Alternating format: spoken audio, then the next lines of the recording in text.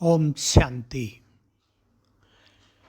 हम सभी श्रेष्ठ भाग्य का निर्माण कर रहे हैं।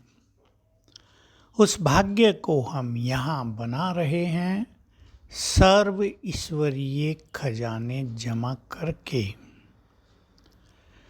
हम श्रेष्ठ मार्ग पर अग्रसर हैं। सेवाओं के द्वारा भी हमारा पुण्य का खाता जमा होता है, श्रेष्ठ भाग्य बनता है। हम दूसरों को जितना संतुष्ट करते हैं, चाहे ज्ञान देकर, चाहे कांटेक्ट में, चाहे सेवाओं के फील्ड में, और स्वयं संतुष्ट रहते हैं, उतना ही हमारा भाग्य आगे बढ़ता है। सभी ब्रह्मावत्स पुण्य तो बहुत कर रहे हैं, योग अभ्यास भी बहुत कर रहे हैं, परंतु योग अभ्यास के साथ सभी को ध्यान देना है।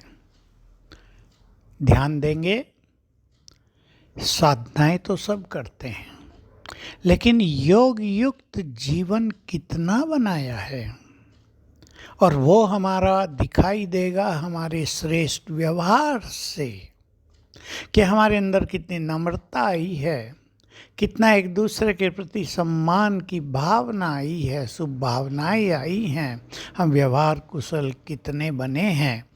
दुनिया में भी आपने सुना होगा, कई ऋषि बहुत अच्छे तपस्वी होते थे, लेकिन क्रोध को नहीं जीत पाए, इसलिए उनके नाम के साथ क्रोध भी चला आता है। कई ऋषियों ने बहुत तपस्या की, लेकिन भावनाएं नहीं बदल पाए तो दूसरों को श्राप दे दिया, इससे उनके पुण्य नष्ट होते गए। हम राजयोगी ऋषि हैं, पुण्यात्माएं हैं, हमें विश्व के कल्याण का महान कार्य करना है और हम कर रहे हैं। इसलिए योग युक्त जीवन बनाना है, ताकि हमारे वाइब्रेशंस चारों ओर फैलते रहें। ऐसा ना हो हम सवेरे उठ के योग तो बहुत अच्छा कर रहे हों, लेकिन जब दिनचर्या में आते हों तो किसी से बुरा व्यवहार कर देते हों, किसी की भावनाओं को ठेस पहुंचा देते हों, कहीं क्रोध में आकर कुछ गड़बड़ कर देते हों, तो उससे शक्तियां नष्ट हो जाती हैं। भाग्य का खाता उतना ही हमारा जमा होता है जितना हम मन की शक्तियों को बढ़ाते हैं, और जिन चीज़ों से हमारी ये मन की शक्तियाँ नष्ट हो रही हों उनसे हमें बचना चाहिए। सेवाएं हम बहुत करते हैं, पुण्य करते हैं, लेकिन हम सब एक गुह्य रहस्य को जान लें। कई जानते हैं, अगर ये मन में आया कि मैंने किया, तो हमने मानो कच्चा फल खा लिया। हमारे उस सेवा के, उस पुण्य कर्म का जो फल था वो बहुत सारा समाप्त कर दिया।